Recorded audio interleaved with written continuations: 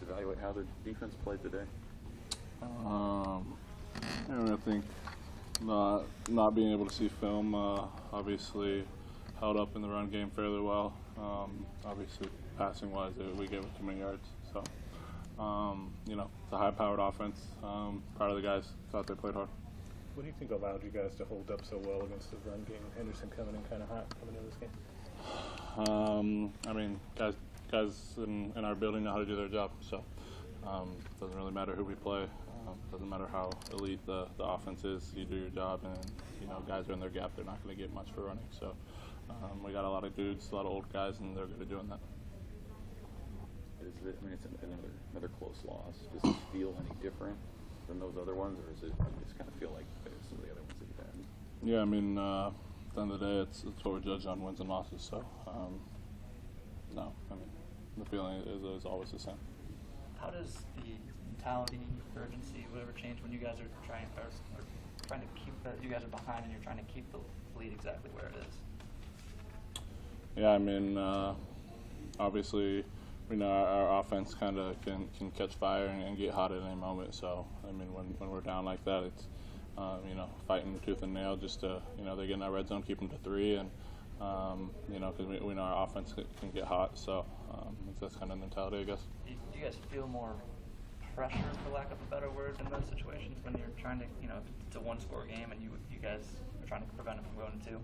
Yeah, that's a specific situation. I guess we practice at the end of the game. It's a 4-minute situation. We got to get the ball back. Can't allow any points. So it's a specific situation we rehearse. I don't know pressure if there's any more pressure, but it's obviously a do or die mentality. And sticking with the pressure theme, obviously there's a lot of pressure surrounding the program right now. How do you guys continue to block out outside noise as you kind of roll through the season? Yeah, obviously taking that into account is irrelevant for us. As a defensive unit specifically, we're gonna keep playing as hard as we can, keep doing our job. And offense too. So it's irrelevant to what we're trying to accomplish here. Does that come from the team leaders? Like, where does that come from that you're not letting that kind of bother the team right now, even though there's a lot happening? Yeah, I think it comes from that. I think guys on the team know that we got good players. We got a lot of good players and guys with a lot of pride. That take pride in doing their job and what they're here for, and what this university stands for. 2 weeks left. Bowl game kind of out of the picture now. What can you guys accomplish these last 2 weeks? What are you playing for? Yeah, obviously, guys are playing for pride. That's the main thing at this point. Came back for a 6th year. A lot of these guys did, and we didn't come back to, give up on the last 2 games.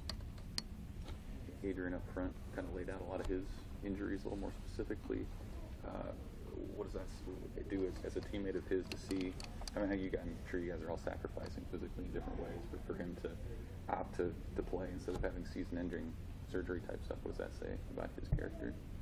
Yeah, obviously he is the leader of this team. He's the leader of this team, so he understands that. He understands his role, and there's not a better teammate on the team. So really respect him and what he stands for. JoJo, another guy like that. I know you're close to him. Seemed emotional for him out there after the game today. What can you say about his effort and what he's playing through?